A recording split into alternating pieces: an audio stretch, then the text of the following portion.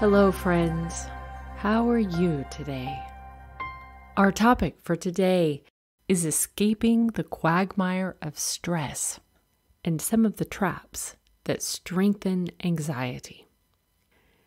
I hope that you are able to find those small moments of joy that recharge you. The longer we feel anxiety and fear, the more it tires us out.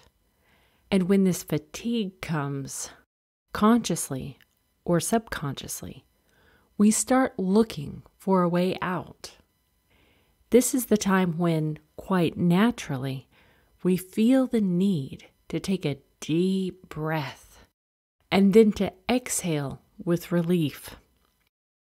We may feel the need to contemplate something beautiful, which at this particular moment will divert our attention. Our whole world will be concentrated on it. Our breath, the beating of our heart, everything, because we need to be disconnected from all that causes stress on our mind. This includes all the external challenges and difficulties that may emerge when we are not aware of what might surprise us, or when we don't understand that we have lost control. We can do this recharge more often by using the mantra, I can do a little something every day that will make me feel better and be the ambassador of this better today. Let me tell you about one of my last sessions yesterday. It was with a mom who at the start of our session was super stressed, scared, tense. I could feel the energy she was emitting at that moment. Her feelings were normal because of what was happening. She wasn't sure whether she would be able to protect her child if she got more seriously ill. She couldn't find the necessary medication or household items that were missing in several places. She started by saying, if this happens, where am I going to find this medication? Where am I going to get it? I don't believe that anyone has it. My friends, they only have one dose. There's no way that they can give it to me since they need it too. The doctors can't help. It's harder for us. They live abroad and have decreased access to what they need. I could hear this false self-thought wave begin to write a movie script to create an illusion inside her head, and she was so engrossed in it that she began to experience emotions and feelings that multiplied by the minute, as if she started to gasp and see everything at its worst, most precarious, as something that created only the feeling of impossibility. It's our, so to speak, playful mind, which has a habit of often going somewhere in the future. I have mentioned this before in other podcasts. Using the probability theory, fear can send us to the future. A lot of people call me and ask, how can we work on our anxiety at this point? How do we become anxious? We get anxious when we start thinking about what might happen, what we might miss, what bad things could happen. It's horrible. How much worse could it get? How do I protect myself? This fear actually can push us to make the harm seem more harmful, the destruction to seem more destructive, the uncertainty more precarious. This is when we lose our support systems. One by one, through our thought processes, we knock out these support systems. This will naturally raise our level of anxiety. Another way anxiety lingers in our lives is when we don't like our present. We don't like what we have and what's happening at the moment. Whether we are not in the relationship we want, whether our partner doesn't understand us, or we have lost our job or some money. Our desires are projected through a fantasy of the future we want, and again we seek to escape through the daydream of that which could one day happen. I will meet this man. He will be this or that. I believe in this. It is going to look in such or such a way. I have experience in meeting and talking with people who are looking to get to know themselves and follow their beliefs. Such a process provokes them to create a reality that will make them suffer. They are so fixated on controlling the situation that they sit down and describe their partner in such detail, right up to the eyelashes, the eyebrows, the exact height, job, etc. Yes, detailing our desires is important, but look, sometimes there's a fine line between detailing out our desire in a healthy way and slipping into an obsession or becoming a control freak to the point that we start living only this way. And we begin to think of this dream about the future all the time. That's one of the biggest problems, because at that point we realize we don't want to be in the situation we're actually in. We need to live our lives in the present, in this moment. One of the ways that we can quickly regroup and reduce our anxiety is by realizing that we cannot reach into this future, which is not yet a reality and has no way to be created. It is observation that allows us to gather ourselves and to find the good that we can create for ourselves, that we can feel, that we can change in this moment. In this moment, we have the opportunity to choose to create something for ourselves that will be more pleasant, more beautiful, kinder, and more resourceful. We only have to choose to refocus our thoughts, to see them, to feel them. Even if we are sad, even if it is painful to accept good things from others who are sending us such thoughts in this moment, in this way, we can create a different reality. We can reduce this wave of anxiety that is flooding our present. Learn to observe your thoughts and emotions. What is present at this moment? How do you experience them? Examine what you're feeling. What do you experience when you're feeling anxious, negative?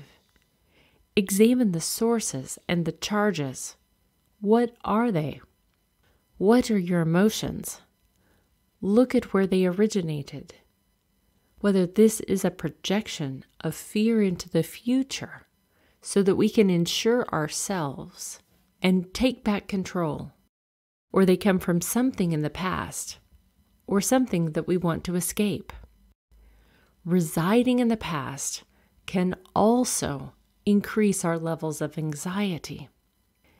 There can be a lot of triggers, something we missed, a trauma, withholding a painful emotion from an unrecognized or unprocessed situation related to stress, insult, anger, disappointment, or broken trust. It can also be something we cannot forgive ourselves for, or something that we cannot accept or forgive someone else for. Something that has surprised us in an unpleasant way. Something that made us vulnerable, or something we have lost. It was good for us at the time, but we lost it. It might be a separation, and the failure to accept this separation or an opportunity we had but missed. We can't accept that we cannot always have everything. But sometimes in life, there are valleys and periods of quiet, periods of change, and we may not like it. Pay attention to where your mind is going, what emotion it creates, what your thoughts are at this moment. A significant resistance when we talk about the level of the mind and how it works can come from judgments. What you think of others and how they provoke you to encounter your current self. It is through judgments, discontent, projections that might be imposed upon you. Imagine you were told, "Now, why are you so concentrated on the present? You've got to anticipate some future situation. You've got to prepare yourself." I received several messages yesterday from different people who let me know what they had read, with whom they met, how a certain situation would unfold, how they prepare themselves, how to secure something, and so on and so forth. It is as though we are continuously existing in a state of breathlessness, caused by something that constantly pops up and tells us, "Protect yourself, protect yourself, protect yourself."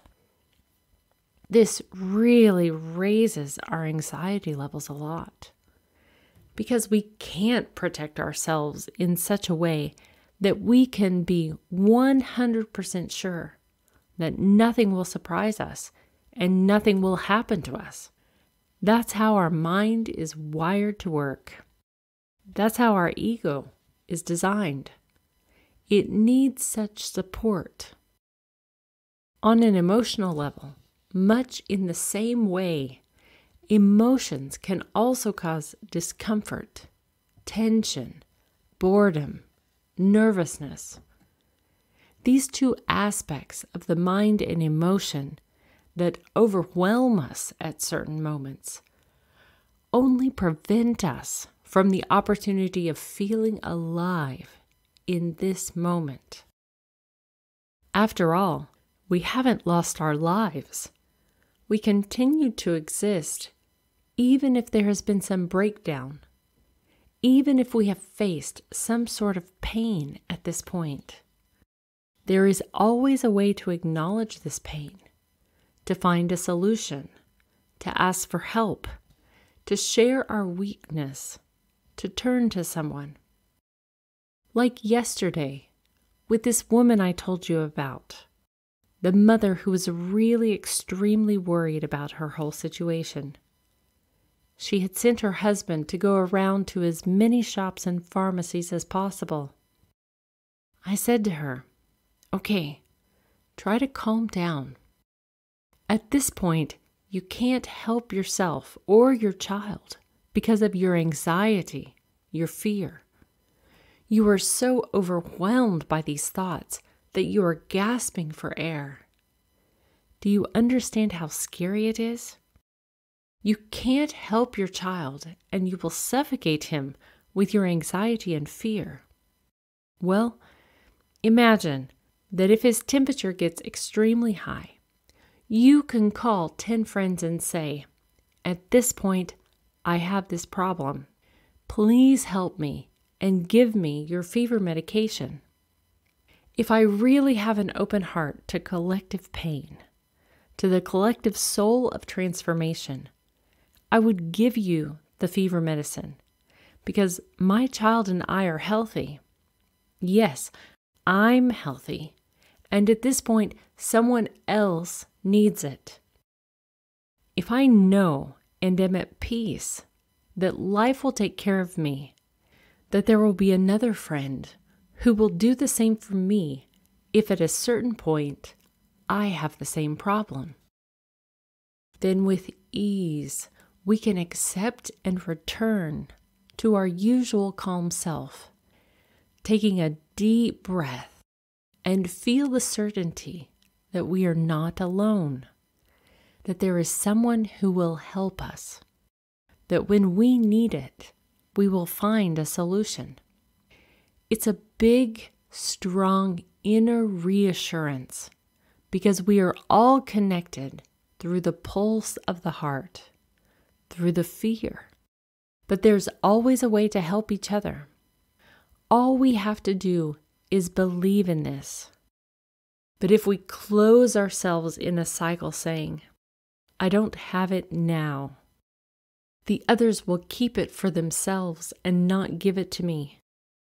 They need it for one day, if it might happen to them. But right here, right now, there is a situation that is much more threatening. If we think in this way, then we'll really be very alone. Then we'll really increase our anxiety and pain. Then we'll really see that we don't have humanity and we're not open to others. We'll be alone and continue in such a lostness. I believe that we can be together, more human, open, experiencing, trusting in good, in benevolence, in the support that you can receive from yourselves or from the others around you. That's exactly what the woman said. You know, I was so anxious, but as I listened to you, the way you pay attention to words, the way you show that really, yes, I don't have such a serious problem right now. I have calmed down. Why do I believe that it could happen? And I'm looking for a way to secure a bottle of medicine that I don't need. Yeah. And here is yet one more trap. A situation which can also raise your anxiety, because at some point you must ask yourself, what am I doing? I'm running from something towards something else that is not nicer. I'm running towards something that is even worse. This escape is unpleasant and even more painful. Okay, even if you want to get away from the situation, from the scary news, what they're saying, how they're going to shut everything down, and we're going to be in isolation again, this is not the way. If your escape is to make your husband go somewhere and do something, you still won't feel well. If you're going to run, if you're going to use this defense mechanism, run towards something nice, towards a nice situation, a good memory from your last travels, something nice you heard from your partner or from your parents. Run towards such a defense mechanism and resource, because this is something that only you yourself can do for you. We can be both healers and tormentors of ourselves. And I think that every one of us knows this very well and experiences it. Also, if you concentrate on how you feel, on your emotions, on your thoughts, on how your mind works, you will see how your body reacts in a particular situation. It will either become more tense, or your muscles will tighten as a defense mechanism, in readiness to fight, as if at war. Because our thoughts contain information. Every thought has certain information. This information creates a certain image in our mind. The thought and its image cause a certain feeling, revive or activate a certain emotion, and it will flow into the body and charge us with a specific chemical process that we create from our thoughts. Our thoughts will accumulate information and images that will either create stress or stress hormones or something else that will not be healthy. Or instead, we can create something healthier with a different kind of image that will bring a greater balance or support for us. So, let's try to take some time alone. Try to use therapeutical listening in order to realize what you hear that is harmful and to transform it. Revise these harmful thoughts into something useful. Ask the following questions. Where am I at this moment? Am I in a projection of the future or in a projection of the past? Do I feel increasing fear or am I creating a made-up situation? Stop. You can say stop to all this. You can say to yourself, I choose to be the master of my thoughts in this moment. In this moment, I choose to believe in something good. I choose to believe that people can help. I choose to believe that I can increase my vibration, my energy, with more positive thoughts, with my breath, with my saying, I am in myself now. There are things I can rely on. There's something I can go back to, use as a resource for myself. I can rely on my husband. I can ask him for help, even if we had a fight. As this client of mine says, we had a quarrel. We fought over something. But at that moment, he was doing everything he could to find what I asked him to help me with. So we have a lot of options that we can rely on. The first thing that can happen when we get together at home is to react to having our negative buttons pressed and responding the way we are being provoked by becoming more tense, by wanting to argue, because stress rises up in everyone and it can blow up like a bomb. However, there is one thing you should know. When there is a really critical situation, a natural disaster, a threat, then our defense mechanisms bring us closer together, make us tolerant and ready to collaborate. We become more grateful. We are open to really hearing each other's requests. That is, this leads to a togetherness, to more support. Then we understand that all the other battles of the ego become meaningless when we face a real life threat, whether it be to us, our loved ones, or some really serious losses. Then we really become ourselves, our true selves, because we are in the presence of our true being in this moment.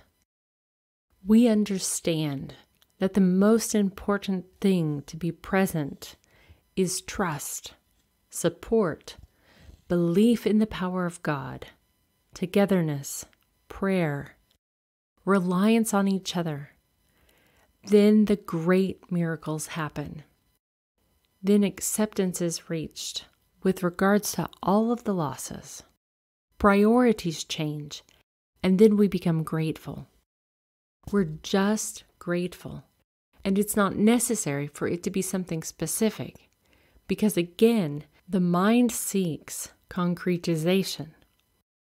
The gratitude is simply for everything that exists. These are the ways you can help each other.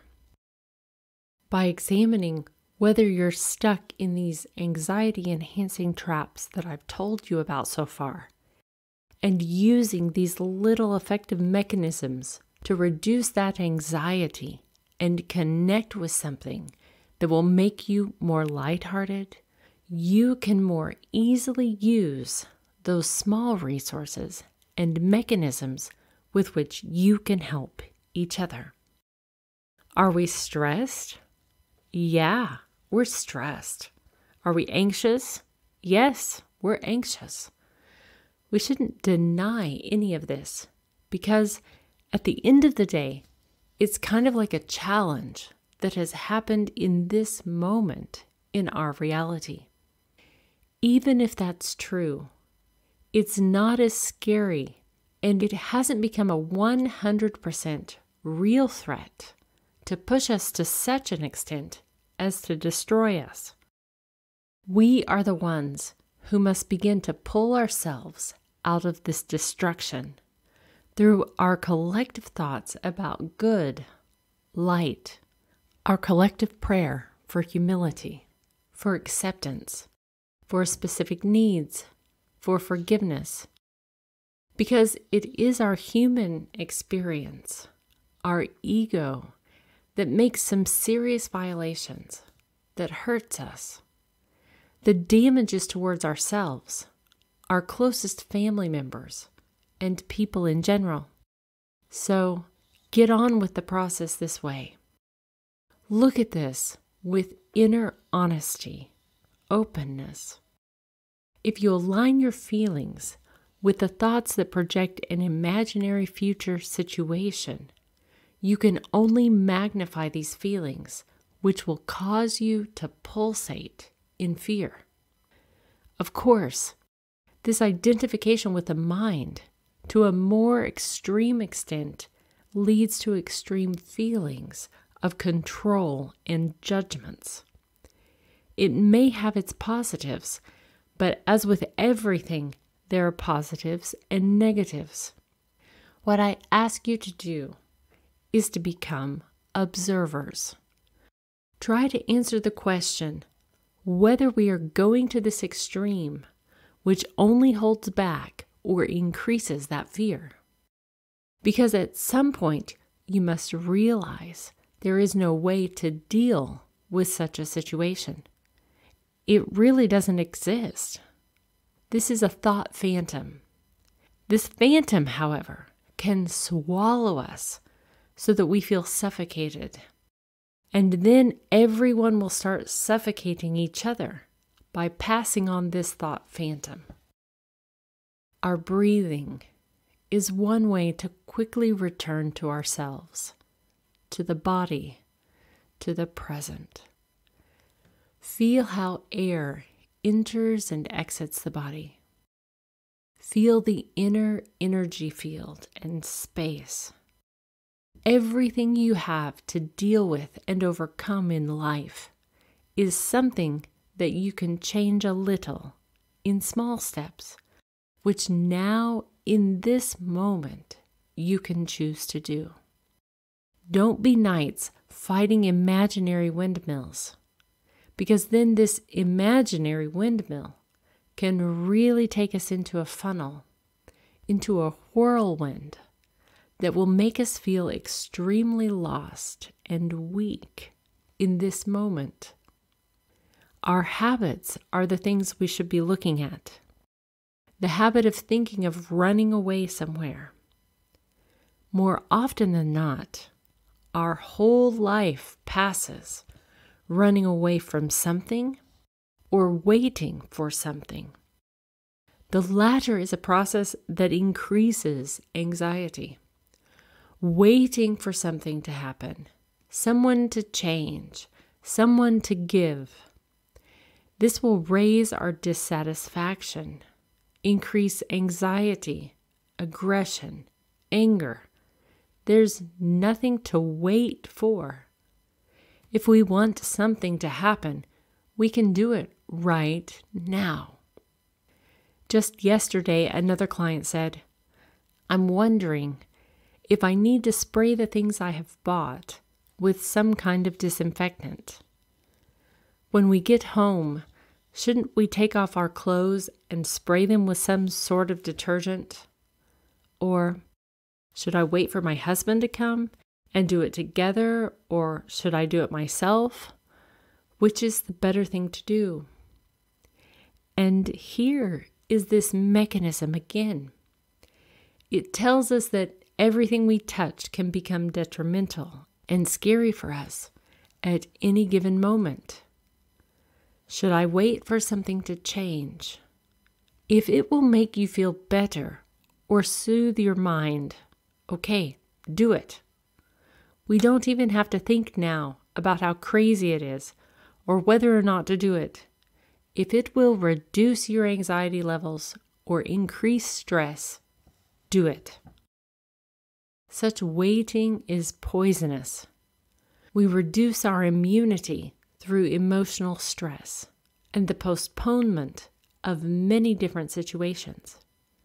We postpone work, postpone saying some things to our partner, postpone asking for something, postpone giving ourselves some free time just for ourselves, postpone following our own path.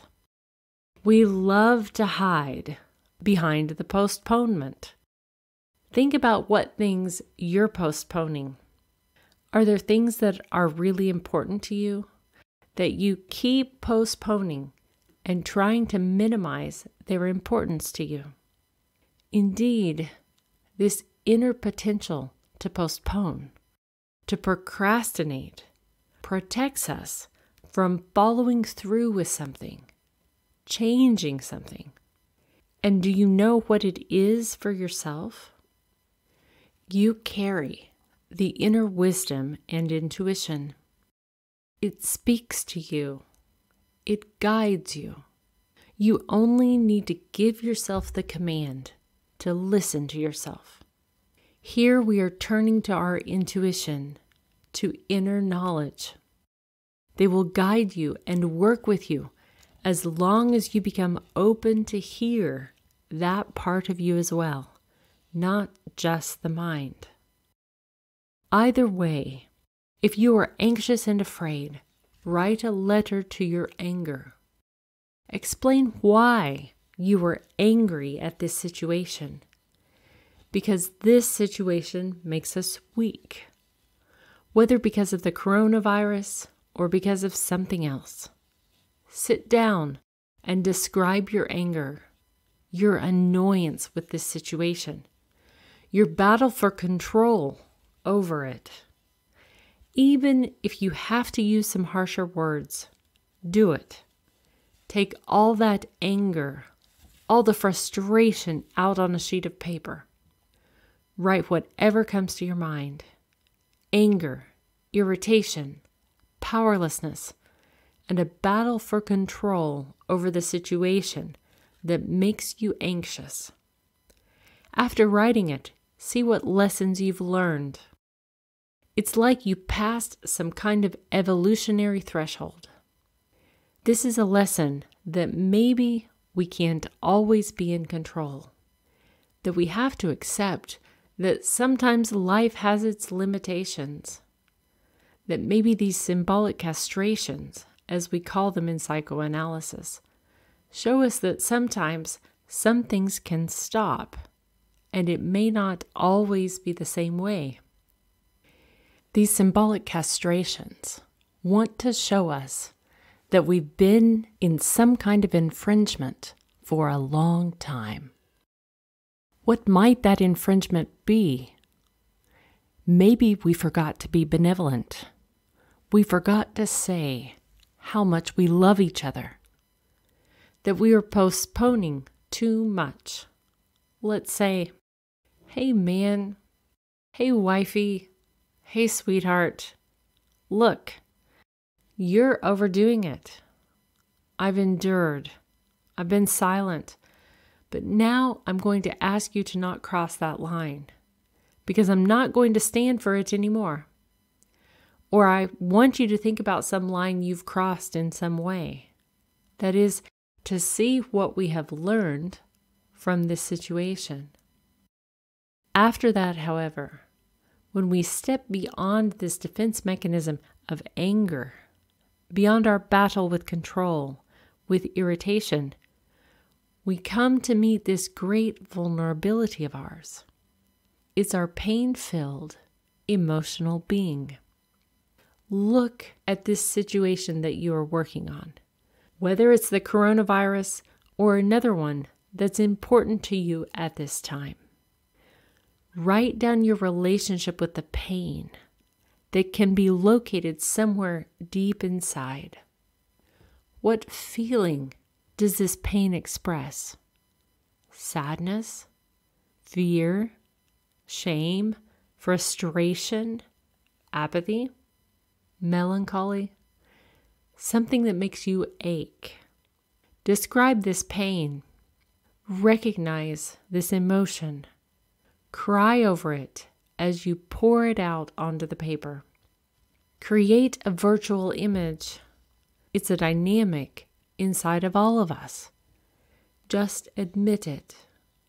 Everything needs to be recognized when it appears. It belongs. It is karma conditioned. It has its own destiny.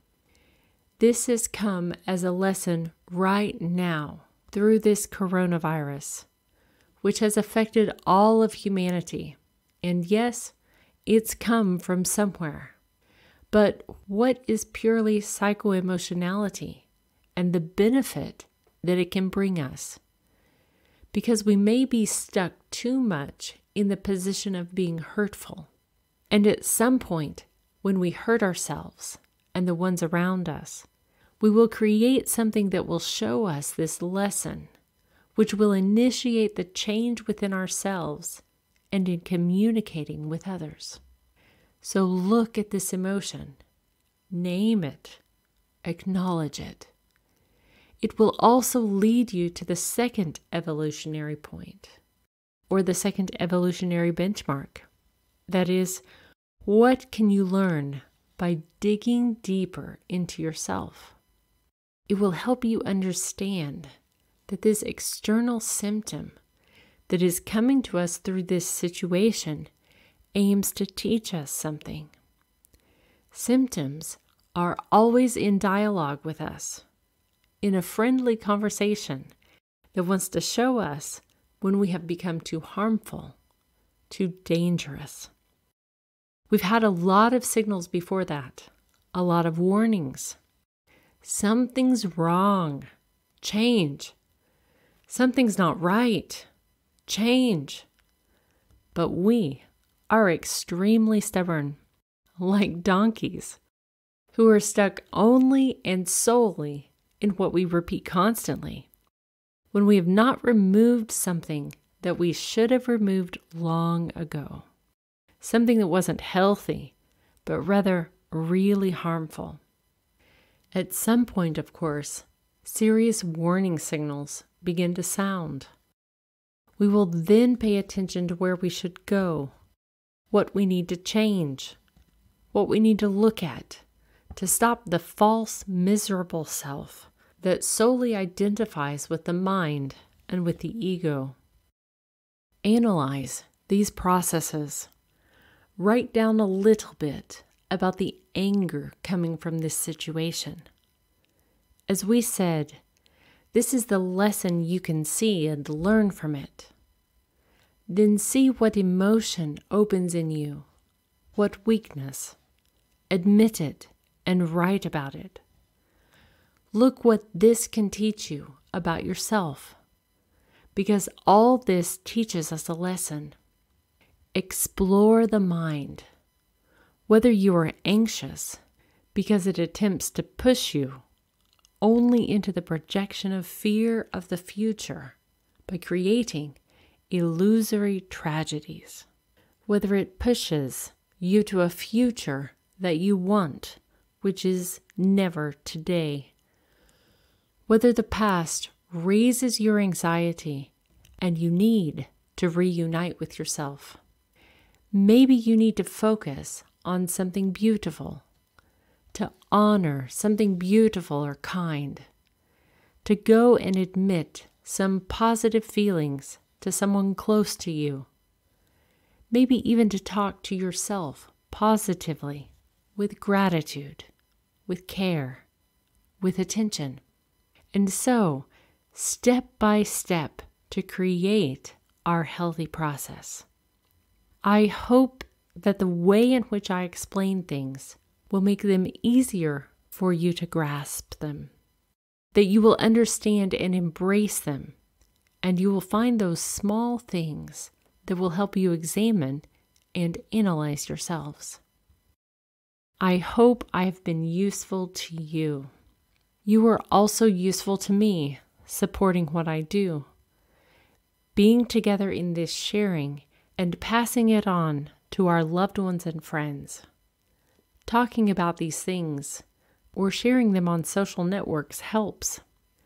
The questions you ask me are also important because they open up all of us to contemplation so we can participate in a process of support and giving ourselves strength and resources.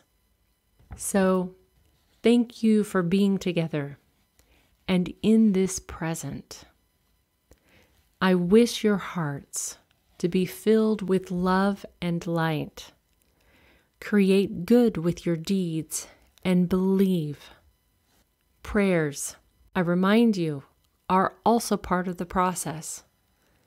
Let everyone reside in them, and let it be love and light. Let's thank the sun for what it gives us today, and thank the land that feeds us. Thank the experience we accumulated. Thank all the loved ones who are around us.